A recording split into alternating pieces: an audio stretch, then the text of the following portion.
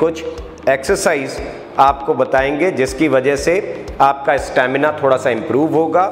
और साथ साथ इस वीडियो में हम लोग डाइट के बारे में भी बात करेंगे जिसके चलते आपकी स्टैमिना और अच्छी हो जाएगी। दौड़ते समय दो काम नहीं करना है, एक तो सामने नहीं देखना है, आपकी नज़र हमेशा 45 डिग्री आगे की तरफ रहेगी। और जब पैर रहता है, ये पैर कभी भी बहुत पीछे फोल्ड ना करें। वापस जब दौड़ करके आते हैं तो सबसे पहले जो चीज़ आप इंटेक करेंगे वो होगा वो गेहूं वाला पानी जो आप रात में भिगो के रखे थे। मान लीजिए आपके रिब्स के इस तरफ, इधर रिब्स के नीचे दर्द हुआ, तो इसके उल्टा हाथ कौन सा है? इस अंगूठे को ऐसे बीच में रखें और उसके बाद ये मुट्ठी बिल्कुल तेज बांध लें और जोर से दबाएं। सिंगल ब्रीथ के ऊपर आसानी से दौड़ते हैं पहला चक्कर। दूसरा और तीसरा चक्कर जो होता है वो आप डबल ब्रीथ पर आते हैं। I can make you assure, अगर आप ये 40 दिन कर लेंगे तो 40 दिन के बाद आपकी जो बॉडी एनर्जी लेवल है या जो स्टेमिना है वो बहुत इंप्रूव्ड दिखेगा आपको। Major Kalshi classes, online courses for all defense exams, recorded lecture, e-notes, daily live classes, online test. अब online पढ़ेगा तभी तो फौजी बनेगा India. Download the MKZ Learning app and fulfill your dreams. Hello everyone and welcome to Major Kalshi classes. फौज और दौड़ का बहुत ही खास रिश्ता है, चाहे वो ऑफिसर रैंक की एंट्रीज हो, चाहे वो सोल्जर रैंक की एंट्रीज हो। अगर हम ऑफिसर रैंक की एंट्रीज की बात करें, हालांकि वहाँ पे रिटन एग्जाम के बाद जब आप एसएसबी में जाते हैं वहाँ कोई आपकी डायरेक्टली रेस नहीं होती है, लेकिन एसएसबी में जीटीओ टास्क के दौरान जो इंडिविजुअल ऑब्स्टिकल्स होते हैं वहाँ आपको 3 मिनट के अंदर 10 ऑब्स्टिकल कंप्लीट करने होते हैं। और उसके बाद जब आप क्वालिफाई हो जाते हैं तो ट्रेनिंग के दौरान या ट्रेनिंग के बाद भी जब आप पीपीटी में भागते हैं तो वो होती है 2.4 किलोमीटर की रेस, बीपीटी 5 किलोमीटर की रेस, और ट्रेनिंग में क्रॉस कंट्री रेस काफ़ी कॉमन है जो 12 किलोमीटर की होती है। और वहीं अगर हम सोल्जर रैंक्स की बात करें तो नेवी में नेवी एएसएसआर एमआर की एंट्रीज़ में आपको 1600 मीटर की रेस भागनी पड़ती है जिसके लिए आपको 7 मिनट का समय मिलता है। Air force X and Y group में आपको 1600 मीटर की रेस भागनी पड़ती है जिसके लिए आपको 6.5 मिनट का समय मिलता है। और वहीं अगर हम इंडियन आर्मी की सोल्जर रैली भर्ती की बात करें तो 5.5 मिनट का लगभग समय रहता है जिसमें आपको 1600 मीटर की रेस भागनी पड़ती है। तो ये जो रेस है, जो दौड़ है, इसका एक बहुत ही इम्पॉर्टेंस है एक सोल्जर, एक ऑफिसर की ज़िंदगी में। डियर स्टूडेंट्स, अगर हम एयरफोर्स और नेवी की जो सेकेंड फेज़ में आपकी पीएफटी होती है उसकी बात करें तो लगभग 300 स्टूडेंट्स की आपकी रिपोर्टिंग होती है और उसमें से लगभग 50% स्टूडेंट्स छट जाते हैं रेस में।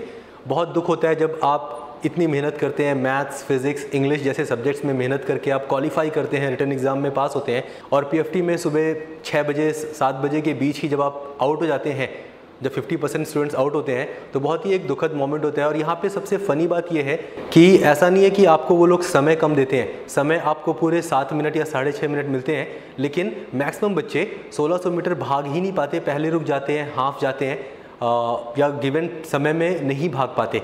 और वहीं अगर हम इंडियन आर्मी की बात करें तो सोल्जर भर्ती में लगभग 200-250 स्टूडेंट्स की रिपोर्टिंग होती है, एक बार में 200-250 स्टूडेंट्स भागते हैं और उसमें से सिर्फ लगभग 10-12 स्टूडेंट सिलेक्ट होते हैं। और वहीं अगर आप टेरिटोरियल आर्मी की रैली भर्ती में चले जाएं, 200-250 स्टूडेंट्स में से सिर्फ 4 या 5 स्टूडेंट्स पास होते हैं रेस में। तो रेस जो है बहुत ही इंपॉर्टेंट है और रेस को लेके बहुत सारे चैलेंजेस हैं। आप हाफने लगते हैं, थक जाते हैं, आपके पेट में दर्द होता है, स्टैमिना नहीं बन पा रहा है। बहुत सारे छोटे छोटे पॉइंट्स हैं जिनके बारे में आपको कैप्टन एसके सिंह सर आज गाइड करेंगे। बहुत ही इंटरेस्टिंग वीडियो होने वाला है आज का, क्योंकि कुछ बहुत ही स्पेशल टिप्स मिलने वाली हैं आपको जो आपको हेल्प करेंगी आपकी रेस प्रिपेयर करने में। तो चलिए बिना देर किए चलते हैं कैप्टन एसके सिंह सर के पास। Good evening everyone. अभी जैसे फिजिकल की बात करते हैं और खास करके दौड़ने की बात करते हैं तो बहुत सारे स्टूडेंट्स स्टैमिना की वजह से नहीं दौड़ पाते हैं, स्टैमिना कमज़ोर है उनकी, या फिर सांस फूलने लग जा रही है, इस वजह से वो 1600 मीटर दौड़ ही नहीं पाते हैं, पहले ही थक जाते हैं। इसके लिए ज़रूरी है कि कुछ एक्सरसाइज आपको बताएंगे जिसकी वजह से आपका स्टैमिना थोड़ा सा इम्प्रूव होगा और साथ साथ इस वीडियो में हम लोग डाइट के बारे में भी बात करेंगे, जिसके चलते आपकी स्टैमिना और अच्छी हो जाएगी। And I can make you very sure, आप पूरे वीडियो में बने रहिएगा। 40 दिन अगर आप रेगुलर इस प्रैक्टिस को कर लेंगे, क्योंकि अभी आने वाले 40 दिन में कोई ऐसी रिक्रूटमेंट रैली भर्ती नहीं आ रही है, और यदि आप 40 दिन इस प्रैक्टिस को लगातार करेंगे तो I can make you assure आप रनिंग में बाहर नहीं होंगे, बड़ी आसानी के साथ इसको क्वालिफाई कर लेंगे। मैं आपको जो एक्सरसाइज बताना चाहता हूं, उसके लिए एक कैंडिडेट को मैं यहां पर इनवाइट करूंगा और उनसे डेमोन्स्ट्रेट करा करके मैं आपको दिखाऊंगा कि किस तरीके से आप वो एक्सरसाइज दौड़ने से पहले सुबह जब आप जाते हैं तब आप स्टार्ट करेंगे। ध्यान रखिएगा, जब आप सुबह दौड़ने जाते हैं, बहुत सारे स्टूडेंट्स को मैं देखता हूं कि वो दौड़ने का मतलब है सुबह उठ करके तुरंत तैयार हुए, फ्रेश हुए, और फ्रेश होने के बाद दौड़ने के लिए चले जाते हैं खाली पेट। कभी भी खाली पेट नहीं दौड़ना है आपको, मेक इट वेरी श्योर। आप सुबह जब दौड़ने जाते हैं आप कोई एक फ्रूट खा सकते हैं, फ्रूट में जूसी फ्रूट ना खाएं, आप चाहे तो एप्पल खा सकते हैं, या एप्पल सबसे बेहतर होता है। अगर एप्पल आप अफोर्ड नहीं कर पा रहे हैं, आप केला खा सकते हैं, तो एक केला खा करके जाएं दौड़ने के लिए।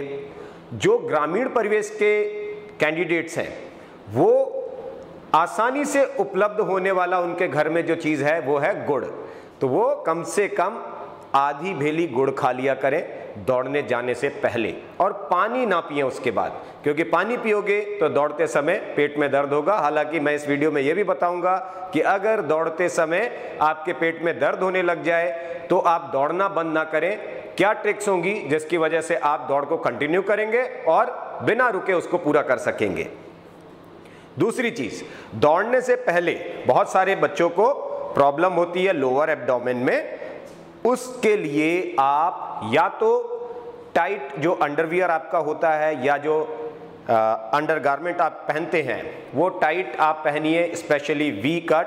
आप अगर निक्कर पहन के दौड़ने जाते हैं तो आपको हमेशा प्रॉब्लम होगी लोअर एब्डोमेन में। जो बच्चे और कमज़ोर हैं दौड़ने में, वो सपोर्टर जो स्पोर्ट्स की दुकान पर बड़ी आसानी से उपलब्ध होता है, सपोर्टर को पहन करके दौड़ेंगे।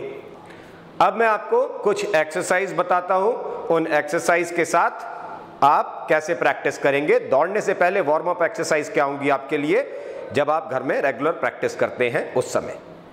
Okay, now before you start your running, आप दौड़ना शुरू करें उससे पहले कम से कम 10 से 15 मिनट बॉडी वार्म अप के लिए जरूर दिया करिए। जितनी भी स्ट्रेचेबल एक्सरसाइज आप करेंगे दौड़ने से पहले, उतना दौड़ने में आपको फायदा होगा।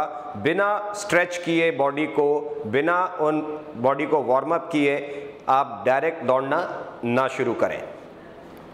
वार्म अप के लिए सबसे आसान एक्सरसाइज है, आप अपने पंजों पर थोड़ा थोड़ा उछलते रहें और धीरे धीरे अपनी हाइट को और ऊपर ले जाने की कोशिश करें। सीधा रह करके घुटनों को मोड़ना नहीं है, आप सिर्फ पंजों पर और ऊपर की तरफ जाते रहें। ये यहाँ से आपका वर्कआउट शुरू होता है सुबह का। इस तरीके से आपकी बॉडी हल्की सी गर्म हो सकती है। जो स्टूडेंट्स स्किपिंग रोप कर सकते हैं वो कम से कम 40-50 स्किपिंग कर लें। स्किपिंग से काफ़ी फ़ायदा होगा, आपकी बॉडी जल्दी गर्म होगी। इसके बाद दूसरी जो चीज़ आप करेंगे, अपने पैरों को खोल करके जितना स्ट्रेच कर सकते हैं उतना आप स्ट्रेच करिए। जब आप इसको स्ट्रेच करते हैं तो आपकी नज़र सामने रहनी चाहिए और ये कमर जो है ये नीचे की तरफ दबनी चाहिए, पैर नहीं मुड़ना चाहिए। आप दूसरे पैर पर भी इसी प्रकार से करेंगे और इस तरीके के स्ट्रेच आप करते रहें। ऑलमोस्ट 10 से 12 आपको ये इस तरीके से स्ट्रेच करना है। थोड़ा पैर को जल्दी जल्दी बदलते रहेंगे। इसके बाद फिर आप पैर को धीरे धीरे ऊपर उठाएंगे और यहां से आप जब चलेंगे तो आप आगे की तरफ बढ़ते रहिए, मगर पैर को जितना उठाएंगे उतना फायदा होगा। आप यहां से इस तरीके से आप अपने पैर को उठाना ज्यादा है पंजे के ऊपर और आगे की तरफ धीरे धीरे बढ़ते रहें। ये आप ऑलमोस्ट 50 गज तक इस काम को कर सकते हैं, जिससे आपकी बॉडी थोड़ा सा खुलने लग जाएगी। एक और चीज जो यहां पर कर सकते हैं आप, जो आपको दौड़ने में सबसे ज्यादा फर्क डालेगा, स्पेशली 1600 मीटर शॉर्ट रन के लिए जो ज्यादा फर्क डालता है, वो क्या चीज होती है। अब आपने एक तरफ पैर रखा, पूरे झुके, यहां से इस पैर को बिल्कुल हटाना नहीं है। यहां से जब आप खड़े होंगे तो उस पैर को आपको इस तरफ लाना होगा, आपका शरीर दूसरी दिशा में पलट जाएगा। अब आप यहां से इस तरीके से बैठे, फिर खड़े हुए और फिर आप घूम गए दूसरी तरफ, फिर जब आप खड़े हुए फिर आप दूसरी तरफ आ गए,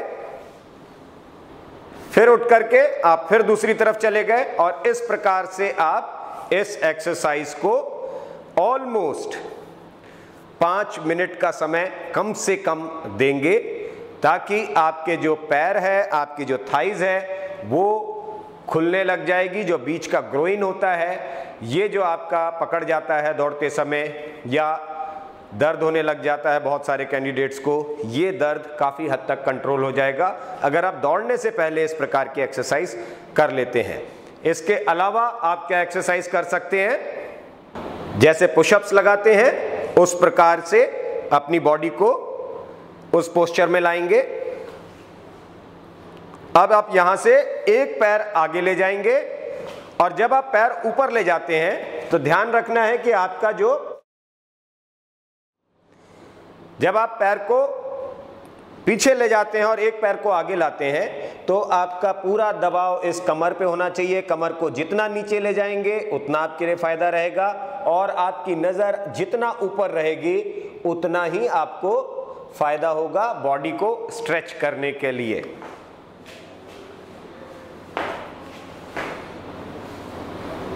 इसके अलावा आप अपने पैर को किसी एक ऊंची जगह, जो बहुत ऊंची ना हो, अभी हम आपको दिखाएंगे, बहुत ऊंची जगह नहीं रखनी है, उस पर आप अपने पैर को, एक पैर ऊपर रखा, दूसरे पैर को फिर चेंज करते रहिए पैर को, और इस तरीके से पैर को चेंज करके आप एक्सरसाइज कर सकते हैं। इसके बाद जब आप दौड़ना शुरू करते हैं, दौड़ते समय बहुत बार क्या देखा जाता है कि कैंडिडेट हमेशा ऊपर की तरफ देख करके दौड़ते हैं। जितना आप ऊपर की तरफ देख करके दौड़ेंगे, आपकी बॉडी रेजिस्ट कर रही है, आप पीछे की तरफ धकेल रहे हैं अपने शरीर को, आपको थकावट बड़ी जल्दी हो जाएगी।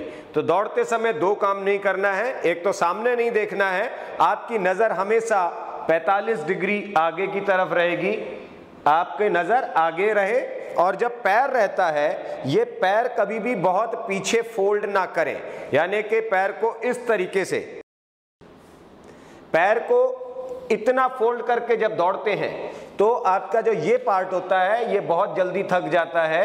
पैर जब आप दौड़ते हैं, स्पेशली 1600 मीटर की दौड़ जब होगी, ग्राउंड के 4 चक्कर लगाने होंगे आपको, तब आपका पैर पीछे की बजाय आप कदम को आगे जितना लंबा खींचेंगे उतना ही आपको फायदा होगा, यानी कि पैर को फोल्ड किए बगैर आपका स्टेप लंबा होना चाहिए और पंजे के ऊपर दौड़ें। अब इसके अलावा दोपहर के बाद यदि आप दौड़ने जा रहे हैं, शाम की प्रैक्टिस करते हैं आप लोग दौड़ने में, तो शाम को भी खाली पेट दौड़ने ना जाएं। आप जो अंडे खाते हैं लोग, वो कम से कम 1 बॉइल्ड अंडा खा करके जा सकते हैं, या फिर अगर उपलब्ध है तो 50 ग्राम पनीर खा सकते हैं। इन चीज़ों से आपको प्रोटीन्स अच्छा मिलता है, और आप दौड़ने के लिए जो स्टैमिना रिक्वायर्ड है वो आसानी से मिलती है। खाली पेट ना दौड़ें। स्टैमिना बढ़ाने का एक बहुत आसान और इफेक्टिव आपको उपचार बताता हूं, बहुत आसान है, आप सबके घर में ये चीजें उपलब्ध होंगी बड़ी आसानी से। गेहूं आपके घर में बड़ी आसानी से मिल जाता है। आटा पीसने से पहले आप गेहूं स्टोर करते हैं। गेहूं को 2 चम्मच गेहूं लेकर के उसको सही से धुल लें, साफ रात को, और उसके बाद उसको पानी में भिगो के रख दें। अगले दिन सुबह आप जब दौड़ करके वापस आएंगे तो सबसे पहले आकर के उसको पीना है। हमेशा ध्यान रखना, दौड़ने से पहले पानी नहीं पीना है आपको, ठीक। और दौड़ने के तुरंत बाद, बहुत सारे स्टूडेंट्स को मैं देखता हूं कि दौड़ने के तुरंत बाद खड़े होकर के यूरिनेट करना शुरू कर देते हैं। दौड़ने के कम से कम 15 मिनट तक आप यूरिनेट ना किया करें, इससे बहुत ज्यादा आप लोग अपने लिए दिक्कत खड़ी करते हैं। तो इमीडिएट दौड़ने के बाद यूरिनेट नहीं करना है। वापस जब दौड़ करके आते हैं तो सबसे पहले जो चीज आप इंटेक करेंगे वो होगा वो गेहूं वाला पानी जो आप रात में भिगो के रखे थे। उसके बाद एक साफ कपड़ा लीजिए कॉटन का, जो गेहूं आपने छाना था, जिससे पानी निकाल लिया था, अब उस गेहूं को आप बांध करके उस कॉटन के कपड़े में रख दीजिए। 2 दिन बाद उसमें स्प्राउट आ जाएंगे हल्के हल्के, और अब उसके बाद आप चाहें तो एक एक दिन रोज वो एक सिस्टम बन जाएगा, और फिर रोज आप जब पानी पिएंगे उसको बांध के रख देंगे। तीसरे दिन उसका स्प्राउट मिलेगा आपको, और उस स्प्राउट को आप चाहें तो काले नमक के साथ आराम से खा सकते हैं, थोड़ा सा नींबू डाल करके उसके अंदर, वो भी आपको स्टेमिना में बहुत फर्क देगा। I can make you assure, अगर आप ये 40 दिन कर लेंगे तो 40 दिन के बाद आपकी जो बॉडी एनर्जी लेवल है या जो स्टेमिना है वो बहुत इंप्रूव्ड दिखेगा आपको। एक और छोटी सी चीज मैं आपको बताना चाहूंगा इसके अंदर कि जब कैंडिडेट्स दौड़ते हैं तो दौड़ते समय आपने बहुत बार देखा होगा कि आपके रिब्स के नीचे दर्द होने लग जाता है, और इस वजह से कैंडिडेट्स रुक जाते हैं, गिव अप कर देते हैं, दौड़ नहीं पाते हैं। इससे डरने की बिल्कुल जरूरत नहीं है। मान लीजिए आपके रिब्स के इस तरफ, इधर रिब्स के नीचे दर्द हुआ, तो इसके उल्टा हाथ कौन सा है? ये वाला। अब आप क्या करेंगे, ये अंगूठा जो है इसको बिल्कुल बीच में रखें, इस अंगूठे को ऐसे बीच में रखें, और उसके बाद ये मुट्ठी बिल्कुल तेज बांध लें और जोर से दबाएं। ये उंगलियों से आपको अंगूठा और ये जो पाम है इसको जोर से दबाना है, और आप दौड़ते रहिएगा, आपको रुकने की जरूरत नहीं है। अगर यही दर्द आपको इस तरफ हो रहा है तब कौन सा हाथ दबाएंगे आप? ये वाला हाथ। यानी कि जिस भी तरफ दर्द हो रहा है उसके उल्टे हाथ को इस तरह से अंगूठा रख करके और आप जोर से दबाना शुरू करते हैं, तो आपके लिए आई कैन अश्योर यू आप 8, 10, 15 कदम और दौड़ेंगे और ये दर्द अपने आप ठीक हो जाता है, आपको रुकने की जरूरत नहीं है वहां पर। दूसरा एक तरीका और ध्यान रखें, दौड़ते समय जब आप स्टैमिना डेवलप करने के लिए दौड़ते हैं तो कोशिश करें कम से कम 4 से 5 किलोमीटर की दौड़ लगाया करें, क्योंकि बहुत सारे स्टूडेंट्स को हम ऐसा देखते हैं कि 1600 मीटर दौड़ना है तो जाकर के ग्राउंड में सिर्फ 1600 मीटर ही दौड़ते हैं। 1600 मीटर की दौड़ अगर आप प्रैक्टिस में लगाते हैं इसका मतलब है कि आपका स्टैमिना इंक्रीज नहीं हुआ है।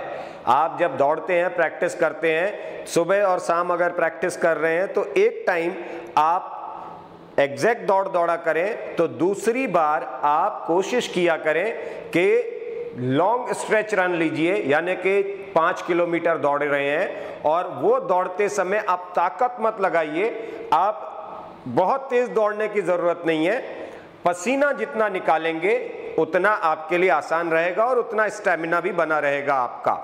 दूसरी चीज, आप कभी भी लंबी दौड़ जब दौड़ते हैं, 5 किलोमीटर जब आप दौड़ने जा रहे हैं, तो हमेशा कोशिश करना है कि 1 किलोमीटर एवरेज जब आप दौड़ लेते हैं, 1 या 1.25 किलोमीटर दौड़ने के बाद कम से कम आप 20 से 25 पुशअप्स जरूर लगा लिया करें, क्योंकि जब आप दौड़ते हैं आपके हाथ इधर रहते हैं और आप दौड़ते चले जा रहे हैं, बड़े लंबे दौड़ 10 किलोमीटर 5 किलोमीटर आप दौड़ रहे हैं, तो आपके जो ये बाजू हैं ये कमजोर हो जाती हैं। इसके बाद फिर आपको जब पुलअप्स लगाने होंगे तो आपके लिए प्रॉब्लम क्रिएट होगी या पुशअप्स लगाने में भी आपको प्रॉब्लम होगी।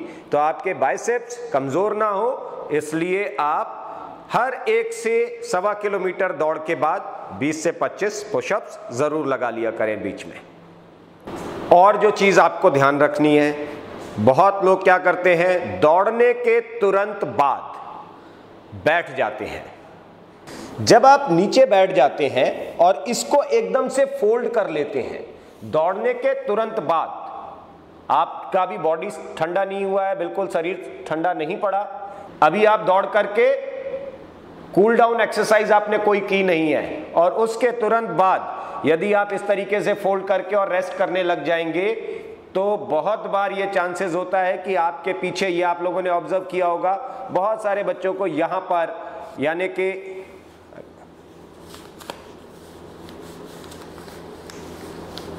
आपके घुटने के पीछे की तरफ यहां पर मसल्स दिखने लग जाती हैं या गांठ बनने लग जाती है मसल्स की। ये प्रॉब्लम आपको इसलिए होती है कि आप बचपन में या जब दौड़ते हैं तब आप दौड़ने के तुरंत बाद पैर फोल्ड करके बैठ जाते हैं। ऐसा नहीं करना चाहिए। जब आप यहां पर बैठते हैं, बैठने से पहले दौड़ जब आपकी खत्म होती है तब तुरंत ना रुका करें, कम से कम आधा किलोमीटर पैदल जरूर चला करें। उसके बाद पैदल चलने के बाद थोड़ा सा अपनी बॉडी को रिलैक्स करेंगे।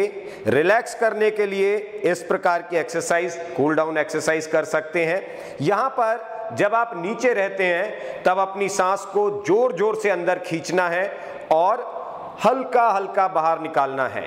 यहां पर आप चाहें तो सांस खींचते समय मुंह, नाक से सांस खींचेंगे जोर से, इस तरीके से पूरा सीने में हवा भरने दीजिए और उसके बाद धीरे धीरे मुंह खोल करके निकाल सकते हैं। उसको होल्ड करना है 5 से 10 सेकेंड अपने अंदर, और उसके बाद धीरे धीरे आप हवा को रिलीज करिए मुंह खोल करके। इस प्रकार से जब आप एक्सरसाइज करते हैं, लंबी ब्रीदिंग्स लीजिए, शरीर को ढीला छोड़िए। उसके बाद जब आप बैठते हैं नीचे, तो बैठते समय आप पैर को थोड़ा आगे की तरफ फैलाएं और ये जो काव्स हैं इनको हिलाते रहें बैठ करके। इससे आप बड़ी जल्दी रिलैक्स हो जाते हैं। जिन बच्चों को बहुत थकावट होती है, यहाँ दर्द होने लग जाता है, एक बहुत आसान रास्ता ये भी बताता हूँ आपको। घर जाके क्या किया करें, दौड़ने के बाद आप घर में साबुन उपलब्ध होता है आपके पास, जा करके इसको यहाँ तक का जो है इसको खूब अच्छे से साबुन लगा करके रगड़ लिया करें, और जो लेथर निकलता है, जो झाग निकलता है, उसको निकल करके और उसको रहने दीजिए। अभी उसको धुलना नहीं है, थोड़ी देर ऐसे बैठे रहिए। ये झाग थोड़ी देर में सूख जाएगा, 5-7 मिनट 10 मिनट बाद जब ये पूरी तरीके से सूख जाएगा तो चाहे तो हल्का गुनगुना पानी या नॉर्मल वाटर, आपके घर में जो नॉर्मल पानी आ रहा है उसको हल्का हल्का करके इस पर से डालिए और फिर देखिएगा बड़ी जल्दी रिलैक्स फील हो जाएगा आपको थकावट ज़्यादा महसूस नहीं होगी। दौड़ते समय एक चीज़ और ध्यान रखनी है आपको, कभी भी जूते के बगैर ना दौड़ा करें, नंगे पैर मत दौड़ा करिए। नंगे पैर, मैंने पहले भी वीडियो में बताया था, जितना ज़्यादा आप नंगे पैर रहते हैं उतना फ्लैट फुट होने के चांसेस आपको ज़्यादा रहते हैं। तो ग्रामीण परिवेश के बच्चे बहुत सारे ऐसे भी होते हैं जो दौड़ बहुत अच्छी कर लेते हैं और मेडिकल में बाहर चले जाते हैं क्योंकि फ्लैट फुट हो गया। तो जूता हमेशा आप पहन करके दौड़ें, भारी जूते पहन करके ना दौड़ा करें, हल्के जूते पहन करके दौड़िए। बाजार में 250-300 रुपए के बड़ी आसानी से जूते उपलब्ध हो जाते हैं, बहुत ज़्यादा पैसा खर्चा करने की ज़रूरत नहीं है। लाइट वेटेड शूज़ जो होते हैं वो पहन करके हमेशा दौड़िए, हमेशा पंजों के बल दौड़िए। दौड़ते समय देखो 1600 मीटर की दौड़ है, 4 चक्कर लगाने हैं आपको, तो कभी भी ऐसा नहीं करना कि मुंह तुरंत खोल दिया आपने। ये ब्रीथ के ऊपर होता है। जब आप 40 दिन 50 दिन, अगर मैं आपसे कह रहा हूं 40 दिन आप जैसी प्रैक्टिस मैंने बताई है वो करेंगे तो आपको काफी फर्क मिलेगा। जो डाइट मैंने आपको बताई है उसको अगर आप फॉलो कर रहे हैं तो वो अच्छे से इंप्रूवमेंट दिखाएगी। प्लस आपको दौड़ते समय यह भी ध्यान रखना है कि अपनी ब्रीथ पर कंट्रोल करिए। ब्रीथ पर कंट्रोल करने के लिए क्या कर सकते हैं, जो बच्चे पहले शुरू में दौड़ने जा रहे हैं, अभी आप दौड़ शुरू करेंगे, सांस फूलने लग जाती है, मुंह बंद नहीं रह पाता है आपका, वो घर से रुमाल रख लिया करें, एक साफ कपड़ा रखें अपनी जेब में जिसको थोड़ा सा गीला कर सकते हैं। और जब आपको ऐसा लगता है कि आउट ऑफ कंट्रोल हो गया है, अब मेरा मुंह खुले बगैर नहीं रह सकता है, मैं अब कंट्रोल नहीं कर पा रहा हूं, तो उस रुमाल को दबा लिया करें और नाक से ही सांस लें, एक चीज। दूसरी चीज, जो पहला एक चक्कर होता है उसको आप सिंगल ब्रीथ के ऊपर दौड़ते हैं। सिंगल ब्रीथ का मतलब है अपनी सांस को पहले थोड़ा सा कंट्रोल लाने दीजिए, एकदम से तेजी मत लगा दीजिएगा, एकदम तेज नहीं दौड़ना शुरू करना है आपने शुरू में। और आप सिंगल ब्रीथ के ऊपर आसानी से दौड़ते हैं, पहला चक्कर। दूसरा और तीसरा चक्कर जो होता है वो आप, क्योंकि वहां पर आपको रफ्तार बढ़ानी रहेगी, अगर आप हमेशा धीरे ही दौड़ते रहेंगे तो वो टाइम क्लोज नहीं कर पाएंगे, तब आप क्या करेंगे, डबल ब्रीथ पर आते हैं दूसरे और तीसरे चक्कर में। डबल ब्रीथ का मतलब होता है इस तरीके से सांस लेंगे आप, तो आपको बहुत ज्यादा फायदा होगा। लास्ट राउंड जो होता है उसमें फिर आपको पूरी एक ताकत झोंकनी होती है। अगर आप शुरू में ताकत लगा देंगे या थक जाएंगे तो लास्ट में 3 चक्कर के बाद रुक जाते हैं, ऐसा नहीं होना चाहिए। लास्ट राउंड के लिए आपको अपनी स्टेमिना बचा के रखनी चाहिए और उस समय आप चाहें तो मुंह खोल करके दौड़ सकते हैं, क्योंकि last 400 meters is all about your energy and stamina you earned. जो स्टेमिना आपने कमाई है अभी तक या जो ताकत आपके अंदर बची है वो पूरी आपको आखिरी के एक राउंड में झोंकनी होगी। शुरू से मुंह खोल करके कभी मत दौड़िएगा। डियर स्टूडेंट्स, आशा है आज के इस वीडियो से आपको बहुत सारे टिप्स मिले होंगे, एक प्रॉपर गाइडेंस मिली होगी कि आप जब रेस करें तो कैसे करें। आपके कोई भी अगर डाउट्स हैं, कोई क्वेश्चंस हैं रेस को लेके, फिजिकल को लेके या फिर मेडिकल को लेकर भी, तो आप नीचे कमेंट्स में पक्का उसको मेंशन करें, हम आपको डेफिनेटली आंसर करेंगे। और आप ये भी बताएं कमेंट्स में कि फ्यूचर में हम किन टॉपिक्स के ऊपर वीडियोस बनाएं, चाहे वो फिजिकल से रिलेटेड हो चाहे मेडिकल से रिलेटेड। और अंत में मैं यही कहना चाहूँगा कि अगर आप एक डिफेंस एस्पिरेंट हैं तो आप मेजर कलशी हेल्थ केयर सेंटर में होने वाले एक कंप्लीट और थोरो प्री मेडिकल के लिए एनरोल करें, जहाँ पे एक्स AFMC के डॉक्टर की गाइडेंस के अंडर आपका एक कंप्लीट मेडिकल होता है। एनरोल करने के लिए विजिट करें www.majorkalshihealthcare.com या कॉल करें इस नंबर पे। Thank you. Major Kalshi classes online courses for all defense exams. Recorded lecture, e-notes, daily live classes, online test. अब online पढ़ेगा तभी तो फौजी बनेगा India. Download the MKC Learning app and fulfill your dreams.